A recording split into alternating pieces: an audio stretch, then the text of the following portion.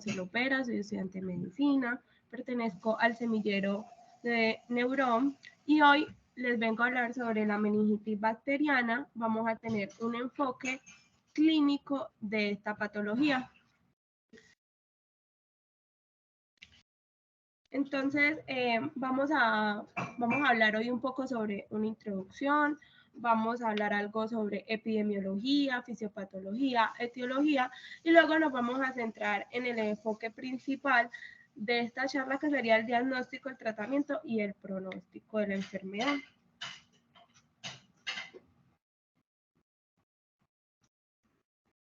Entonces, a manera de introducción, vamos a tener que la meningitis bacteriana es una patología en la cual se presenta la inflamación de las meninges por colonización de bacterias en este punto precisamente. Entonces, es una patología que es prevalente a nivel mundial y se considera una emergencia médica. La mayoría de los casos de meningitis bacteriana se van a dar en la comunidad, aunque también vamos a encontrar casos de meningitis bacteriana que se puedan presentar en el contexto de trauma o nosocomial. Cuando hablamos de nosocomial es porque se genera a través de las intervenciones médicas, por la estancia hospitalaria o, por ejemplo, cuando tenemos un paciente que fue sometido a cirugía y pudo haber adquirido la bacteria. Entonces, a términos generales, lo que debemos entender es que es una patología en la cual la persona adquiere la bacteria, esta bacteria ingresa al sistema nervioso central por diferentes vías que ahora las vamos a especificar y se da una respuesta inmune que genera una inflamación de las meninges, que son las membranas que recubren la masa encefálica. Entonces, en cuanto a la epidemiología, tenemos que la epidemiología de la meningitis bacteriana ha cambiado sustancialmente a lo largo de... Hay alguien que tiene como un micrófono abierto. Listo. La epidemiología ha cambiado a lo largo de la historia de la enfermedad porque se introdujo la vacunación. Entonces, la vacunación ha hecho que la epidemiología vaya variando. Sin embargo, tenemos que desde la década de los 90, que fue que se introdujo la vacuna, sobre todo en población pediátrica, y vamos a tener que a nivel mundial la meningitis bacteriana es la causante de 241,000 muertes al año en el mundo. En América Latina, la incidencia anual es de menos de 2 casos por cada 100,000 habitantes y las tasas de incidencia en los países en los que se ve más elevada es en Brasil, en Argentina, en Chile, en Uruguay y en Colombia. Tenemos, según los boletines del Instituto Nacional de Salud, según los boletines epidemiológicos, tenemos que el agente causal de la meningitis bacteriana está generando, si estamos hablando de Streptococcus, de 0.14 por cada 100,000 habitantes, de N meningitis de 0.10 por cada 100,000 habitantes. Además de hecho, tenemos que la incidencia y la prevalencia de la enfermedad va a depender del grupo etario en el que nosotros nos encontremos. Encontramos que los principales agentes que se reportan en adultos son Streptococcus pneumoniae, N meningitis. Pero en la población pediátrica prevalece más la infección por Haemophilus influenza.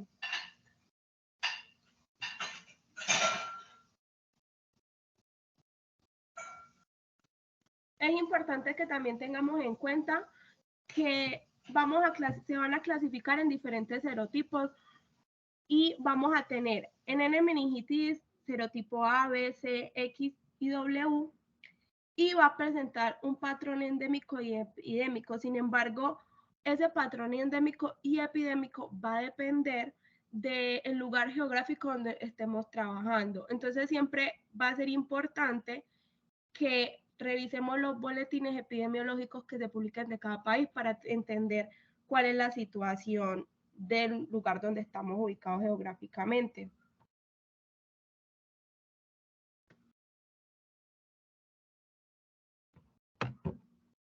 Listo, entonces ahora vamos a hablar sobre la fisiopatología.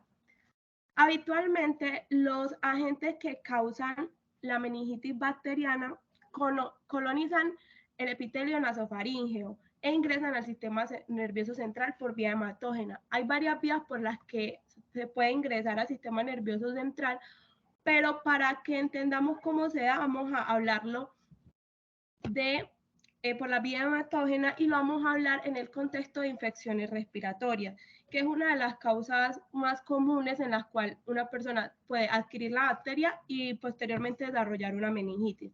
Entonces, generalmente el germen o la bacteria va a entrar al epitelio nasofaríngeo, luego ingresa al sistema nervioso central por vía hematógena, hace una colonización epitelial en la cual se va a ver beneficiado a través de varios mecanismos que tienen la misma bacteria en su pared celular y en su membrana, y luego va a generar una lesión epitelial por las mismas infecciones respiratorias. Entonces, por ejemplo, consumir tabaco, tener infecciones virales previas y demás van a generar que se facilite esa lesión epitelial. Sin embargo, la colonización por sí sola no va a lograr que haya una meningitis. Lo que genera que haya una meningitis es que se llegue a la barrera hematoencefálica. Una vez la bacteria esté presente en el torrente sanguíneo, lo que va a hacer es que la bacteria tiene una cápsula polisacárida y esta cápsula polisacárida es fundamental para que la bacteria logre evadir una de las primeras respuestas inmunes, que es la respuesta inmune mediada por los fagocitos. Y esto va a evitar que haya lisis de la bacteria. Y esta lisis va a estar mediada por el sistema de complemento y va a ser muy importante porque como este es el mecanismo de defensa de los microorganismos, es lo que permite que haya proliferación y daño. Si bien las bacterias son capaces de generar bacteremia, son muy pocas las bacterias que logran generar meningitis. La protección de la barrera hematoencefálica tiene muchos mecanismos para poder proteger de diferentes patógenos. Sin embargo, en los agentes etiológicos que les voy a mencionar posteriormente, nos vamos a dar cuenta que son muy comunes. Se ha descrito que una vez ocurrido este proceso, se puede multiplicar la bacteria y va a generar una reacción inflamatoria crónica, y esto es lo que va a generar que las meninges se inflamen y empiecen a haber sintomatología, las complicaciones y por ende las secuelas. Vamos a tener que se van a liberar prostaglandinas, se va a activar toda la cascada inmunitaria y por eso el paciente nos va a cursar con cefaleas, con fiebres y demás.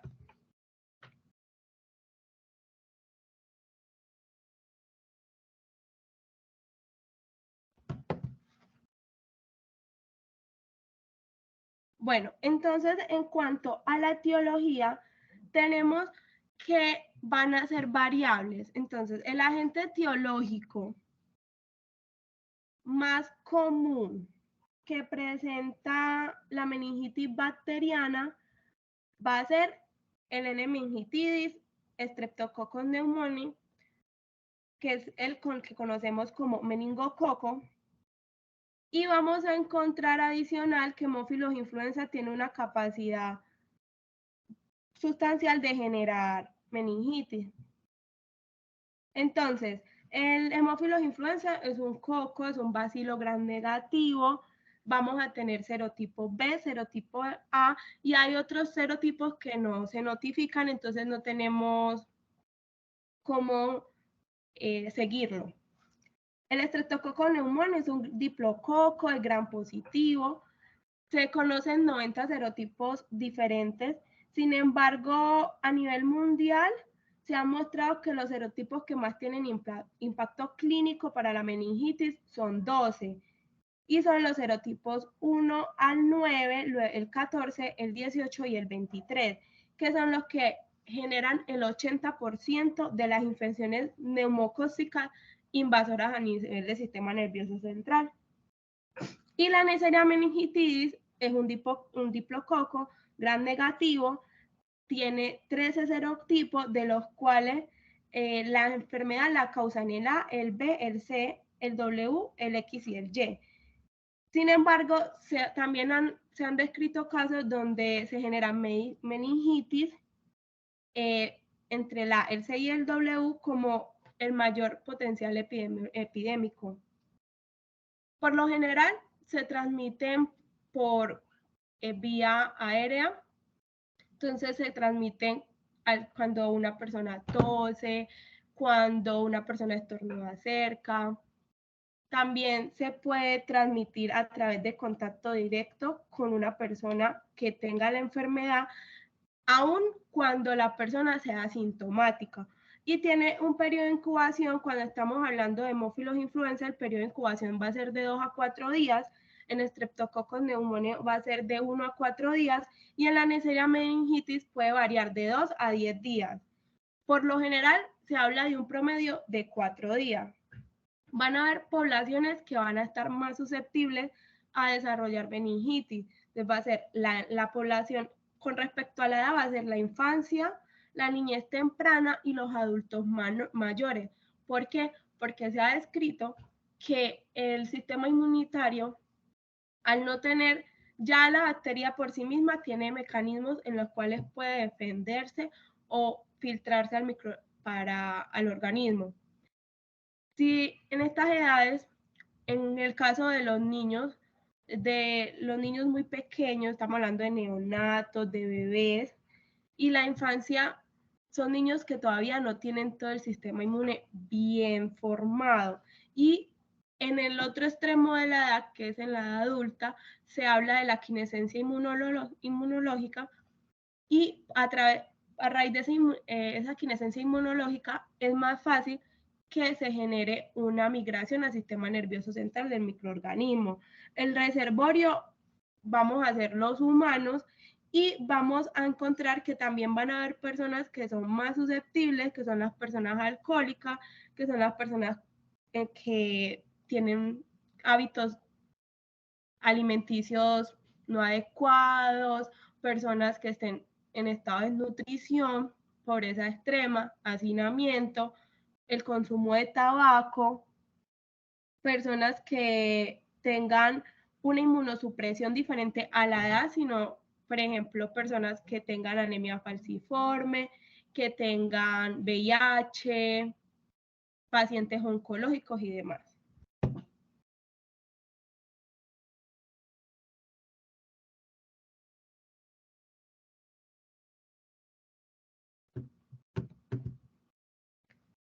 Entonces, vamos a tener que, dependiendo el agente etiológico, nosotros vamos a tener unas características específicas en los pacientes.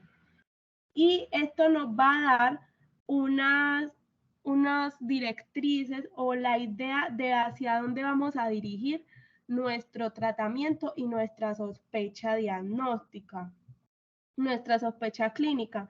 Entonces encontramos que cuando se trata de estafilococo o especies gram negativos, la persona se puede asociar la meningitis con cirugías o traumatismo, ya que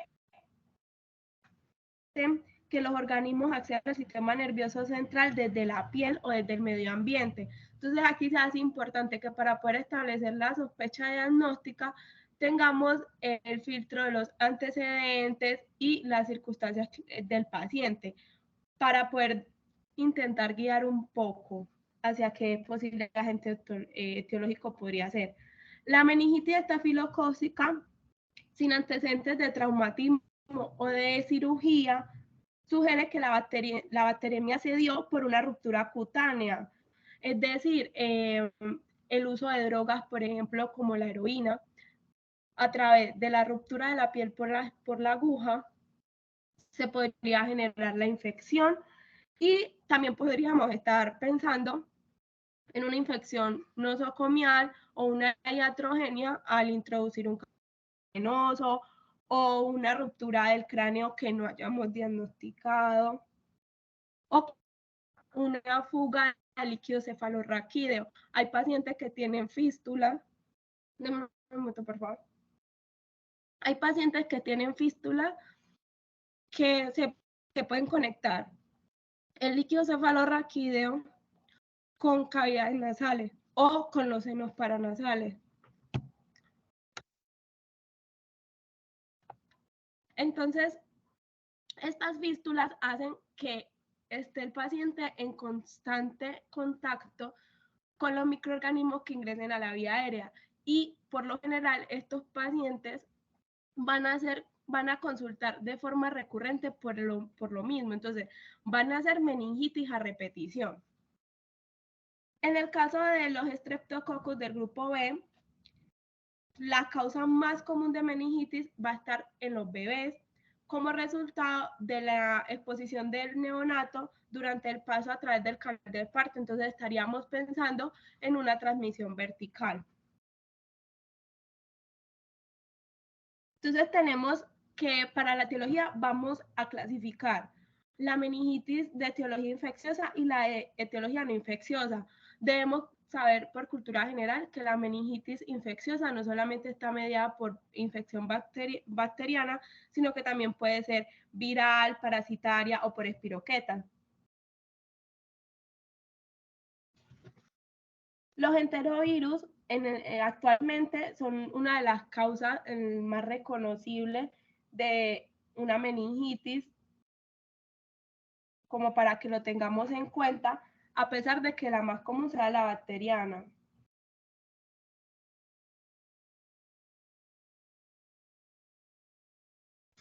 Listo, entonces vamos a tener que dependiendo de la edad, vamos a tener ciertos patógenos que van a estar presentes con mayor frecuencia.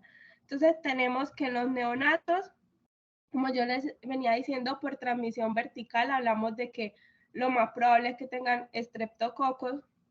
De 1 mes a 4 años son más susceptibles a hemófilos influenza. De 5 a 29 años son más susceptibles a N meningitis y mayores de 29 años a Streptococcus pneumoniae. Las causas bacterianas más comunes de meningitis en los adultos y en los niños son Streptococcus pneumoniae y N meningitis. Y es raro, ya que se cuenta en este momento con la vacunación, que el monocitogenes genere meningitis. Sin embargo, se observa en adultos mayores de 50 años y en pacientes que estén inmunocomprometidos. Y en los infantes también podemos encontrar que E. coli genere meningitis bacteriana y son muy comunes.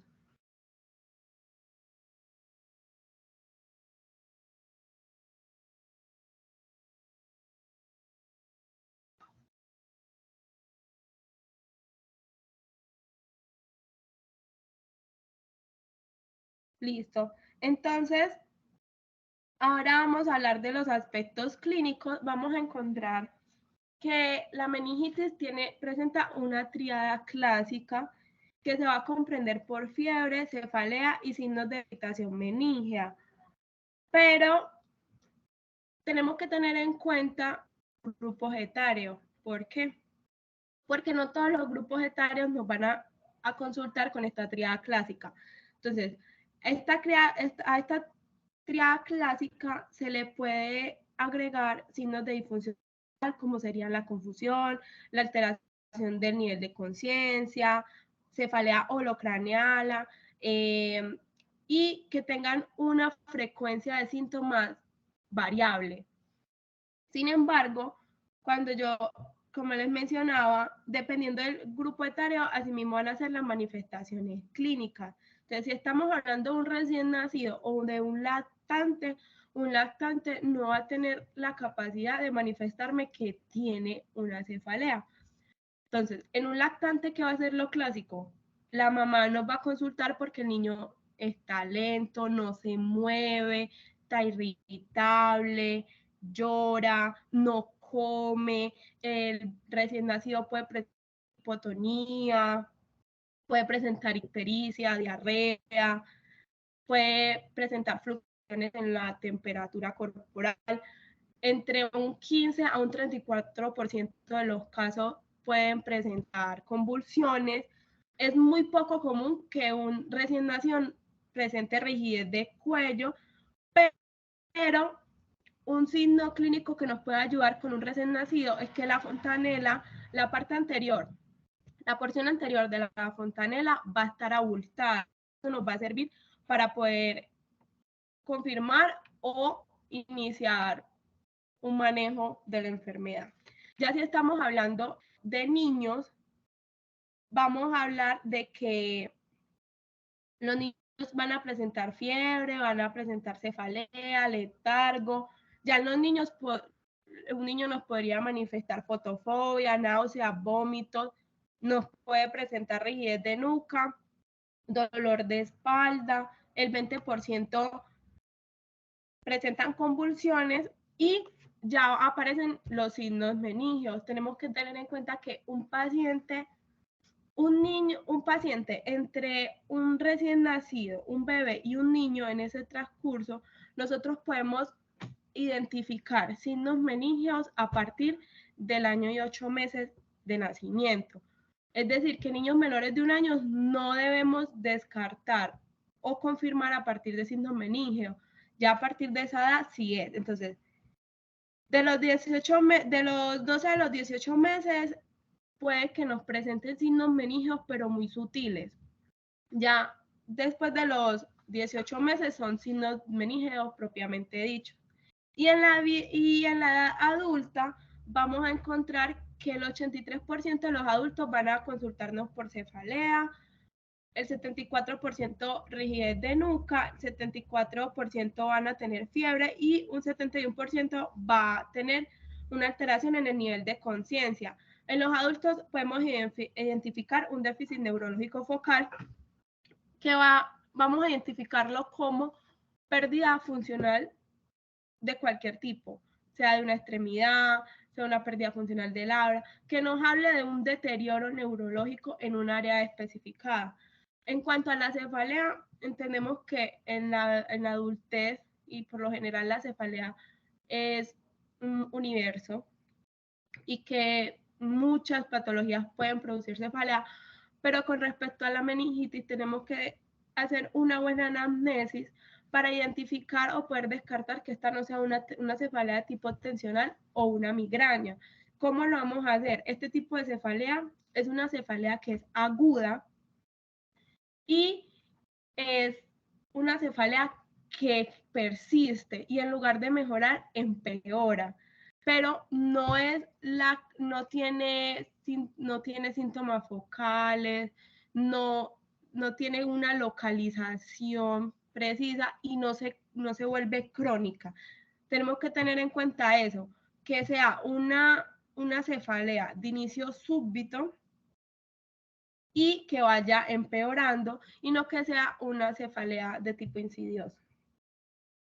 Y en los adultos mayores vamos a tener presentaciones atípicas porque en los adultos mayores no nos van a presentar fiebres, al menos no va a ser fiebres constantes, es muy poco común que un adulto mayor tenga fiebre. La cefalea y la rigidez de nuca no van a estar presentes y van a presentar confusión, pero esa confusión va a ser inespecífica. Entonces, tenemos que tener en cuenta que el 35% de las personas que se encuentran en edades geriátricas, a pesar de que estén sanas, presentan rigidez de nuca y el 26% de los pacientes que presentan rigidez de nuca tenían meningitis en esos rangos de edad, es decir, a partir de los 65 años. Y con los pacientes geriátricos tenemos que tener más cuidado porque pueden tener complicaciones renales y pulmonares y la tasa de mortalidad es la tasa más alta que hemos tenido, que es del 30%.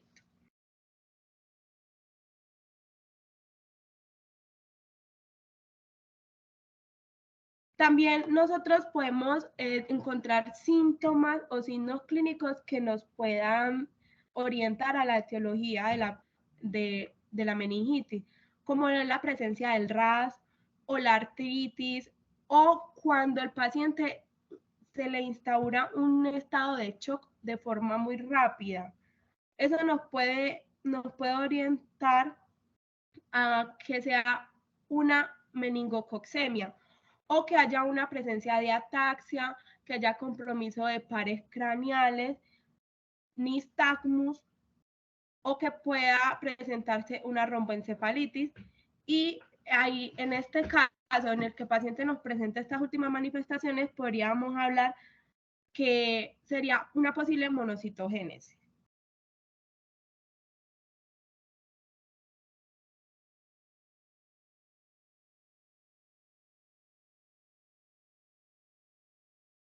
Otro factor que nos puede ayudar es que exista una coinfección por neumonía, que haya endocarditis o que haya otro tipo de etiología y nos podría hacer pensar en una meningitis neumocóxica, que se conoce como el síndrome de Austrian. Generalmente el diagnóstico es tardío. Entonces tenemos que el diagnóstico de la meningitis en estos términos es un diagnóstico plenamente clínico, en el cual nosotros vamos a tener un esquema mental.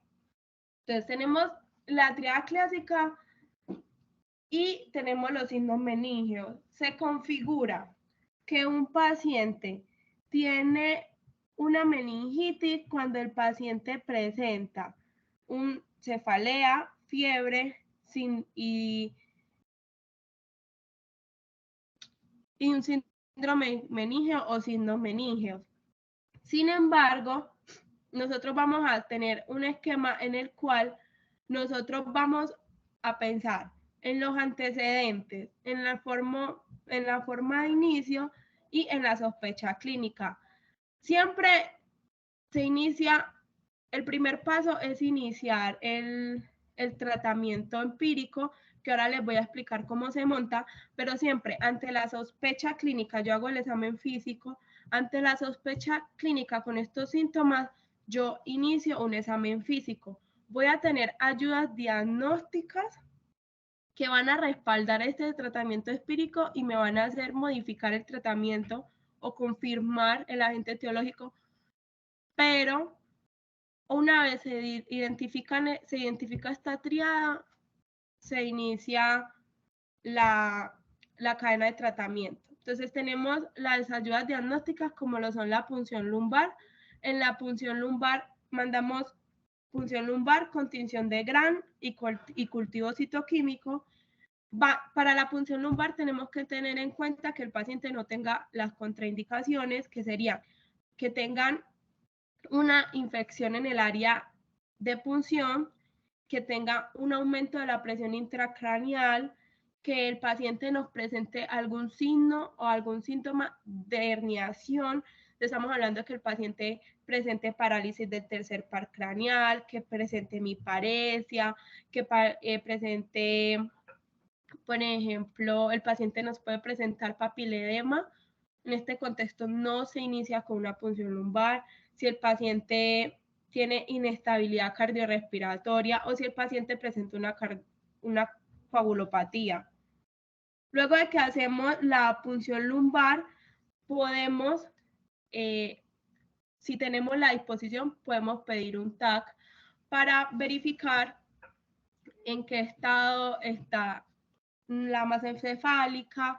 Podemos mirar si hay abscesos, si hay cerebritis, si hay un edema grave, si hay si hay hidrocefalia y mantener el tratamiento empírico Luego, vamos a tener que tener en cuenta también que hay unos criterios para solicitar un TAC. Para solicitar un TAC debemos, para solicitar un TAC previo a hacer una punción lumbar, siempre debemos tener en cuenta que no es necesario, aunque se habla de que se debe por seguridad. Primero hacer un TAC y luego una punción lumbar.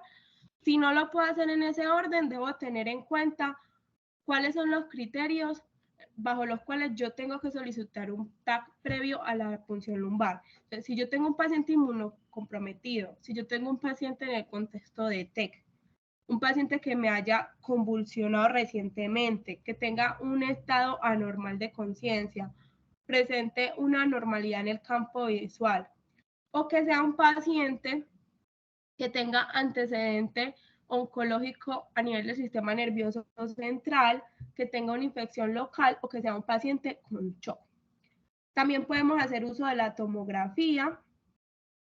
Y en cuanto al líquido cefalorraquídeo, el enfoque para el líquido cefalorraquídeo es para poder identificar el agente causal. Entonces nosotros tenemos que tener en cuenta cuáles son los valores normales en el líquido cefalorraquídeo. Recuerden que las proteínas, el valor normal de las proteínas es de 1 a 35 miligramos por decilitro. La glucosa en suero debe ser siempre mayor al 40%. La serie blanca debe ser menor de 5 y el predominio celular debe ser los linfocitos. Entonces vemos que cuando el paciente tiene una meningitis bacteriana, el paciente va a presentar proteínas mayores de 100, la glucosa va a estar disminuida, la célula, la serie blanca va a estar aumentada, mayor a 500, y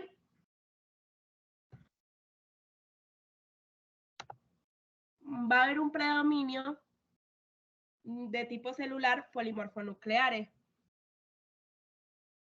Digamos que los hallazgos típicos en el líquido cefalorraquídeo en pacientes con causas infecciosas bacterianas, vamos a encontrar que, por ejemplo, el recuento de leucocitos va a estar de 1000 a 5000, que la principal célula va a ser los neutrófilos y el hallazgo en proteínas.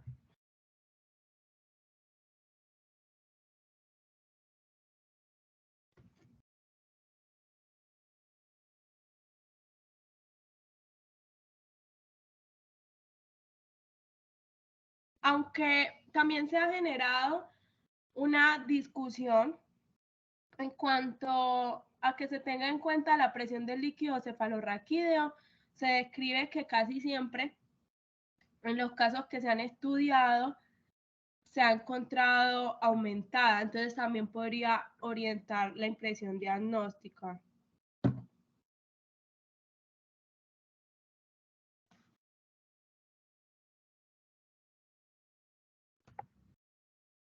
Listo, entonces en cuanto al tratamiento, una vez se instaure la sospecha del diagnóstico, se debe hospitalizar al paciente, se debe dejar al paciente en una unidad de cuidados intermedios, se inician los exámenes diagnósticos e inmediatamente se inicia el tratamiento antibiótico. El tratamiento antibiótico se puede iniciar complementario con la dexametasona. Lo podemos hacer antibiótico y dexametasona al mismo tiempo o podemos poner antibiótico y luego la dexametasona. Pero siempre tener en cuenta que lo primordial es iniciar la terapia antibiótico y que debe ser de forma inmediata. Entre más se retrasa el inicio del tratamiento antibiótico, peor es el pronóstico para el paciente y más secuelas se pueden generar. En caso de que exista retraso en los resultados del líquido cefalorraquídeo o que no se puedan tomar los exámenes de sangre, no se pueda tomar la prueba, se debe iniciar el tratamiento antibiótico teniendo en cuenta los exámenes como el hemograma, que sería lo que más tenemos a disposición. Y luego debe enviarse, se toma la muestra de líquido cefalorraquídeo, se envían los cultivos Y cuando llegue el resultado, la terapia antibiótica se va a modificar dependiendo del agente causal. La recomendación de los antibióticos se hace con un antibiótico de alto espectro. Entonces, vamos a tener que los antibióticos de elección para la meningitis van a ser, primero, vamos a poner vancomicina. Se va a poner vancomicina de 15 a 20 miligramos por kilo intravenoso cada 8 a 12 horas. Y tenemos que tener en cuenta que no nos podemos pasar de los 2 gramos por dosis o una dosis diaria no nos puede superar los 60 miligramos por kilogramo. Tenemos que tener en cuenta también que esta dosis la vamos a ajustar según el nivel sérico del fármaco, que lo vamos a tener cuando nos lleguen las concentraciones mínimas inhibitorias, porque toca mandar a hacer un antibiograma para estar seguros que la dosis que estamos dando es la correcta. Adicional a la vancomicina, le vamos a montar ceftriaxona, vamos a montar 2 gramos intravenosos cada 12 horas, o si no tenemos ceftriaxona, podemos utilizar cefotaxima, que serían también 2 gramos intravenosos, pero esta sí la vamos a administrar cada 4 a 6 horas. Y la dexametasona la podemos utilizar, la debemos administrar de 10 miligramos intravenosos cada 6 horas, pero la dexametasona solo la podemos utilizar por 4 días. Se ha descrito que la dexametasona ha generado que haya una reducción en la hipoacusia neurosensorial como secuela de la enfermedad, sobre todo en la población adulta, pero se ha demostrado que solo que el tiempo en el que genera este beneficio es en los primeros 4 días, porque el uso de la dexametasona también se ha asociado con la disminución de la eficacia y de las concentraciones de la vancomicina. Entonces, por eso no es recomendable exceder los 4 días. Y si tenemos un paciente que, adicional a la meningitis, sea un paciente que sea alcohólico o que sea un paciente adulto mayor o un paciente inmunocomprometido, le tenemos que agregar, vamos a montar los medicamentos que le mencioné anteriormente, pero le vamos a agregar ampicilina.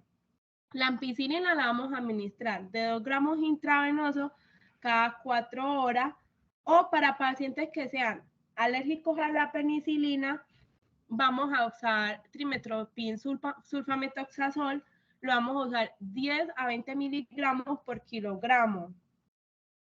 Y lo vamos a aplicar intravenoso cada 6 a 12 horas. Si el paciente adquirió la meningitis y fue intrahospitalaria después de un procedimiento quirúrgico, después de una derivación o de un trauma craneal, vamos a ponerle al paciente vancomicina en la dosis que le mencioné anteriormente, es decir, de 15 a 20 miligramos por kilo, pero le vamos a sumar un beta-lactámico antiseudomónico. Por ejemplo, podemos utilizar cefepima, 2 gramos intravenosos cada 8 horas, o ceftazidima, 2 gramos intravenosos cada 8 horas. Y en los niños vamos a montar ceftriaxona a 50 miligramos por kilo intravenoso cada 12 horas, o también podemos utilizar cefotaxima 100 miligramos por kilo intravenoso cada 8 horas, y la vancomicina 15 miligramos por kilo intravenoso cada 6 horas. También le vamos a montar desametasona, pero en lugar de montarle dexametasona de 10 miligramos, vamos a montar 0.15 miligramos por kilogramos intravenoso cada 6 horas.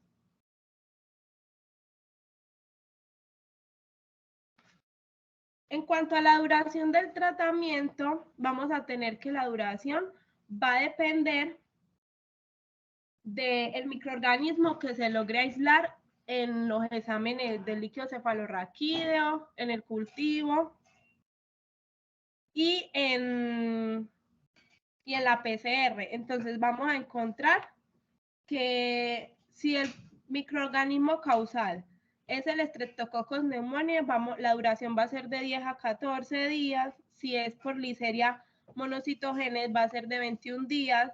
Si es por Neisseria meningitis de 7. Si es por estafilococo puede variar. Y si se trata de bacilos gram negativos, puede ser de 21 días. Y en Streptococcus del grupo B puede ir de 14 a 21 días. En Haemophilus influenzae vamos a hacer el mismo tratamiento de 7 a 10 días. En cuanto al pronóstico, el pronóstico va a depender de qué tan rápido se inicie la terapia antibiótica. Se va a dirigir dependiendo de las condiciones clínicas del paciente y del contexto en el que se haya generado la infección.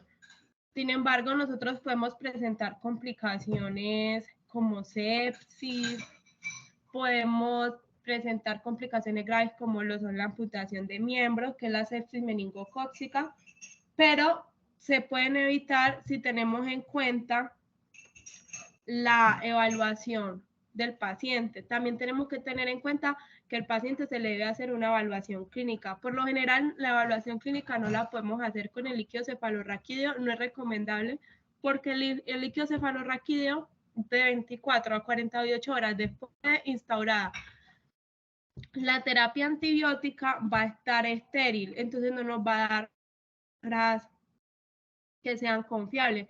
Sin embargo, se le debe estar controlando signos vitales, el estado hemodinámico, se puede volver a pedir hemograma, PCR y vamos a valorar si el paciente persiste con síntomas focales o si el niño no responde el tratamiento, se debería realizar un TAC o una resonancia magnética para poder ir validando cómo está la evolución del paciente. Y eso sería pues como todo para no demorarnos más. No sé si tienen alguna duda.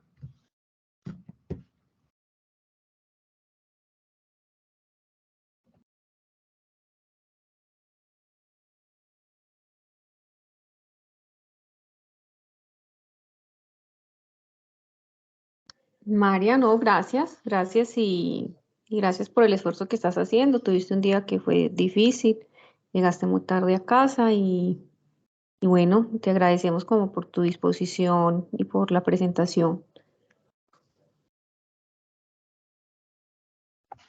Gracias, profe. Bueno, entonces yo creo que para despedirnos y de nuevo agradecerle a María y feliz noche para todos.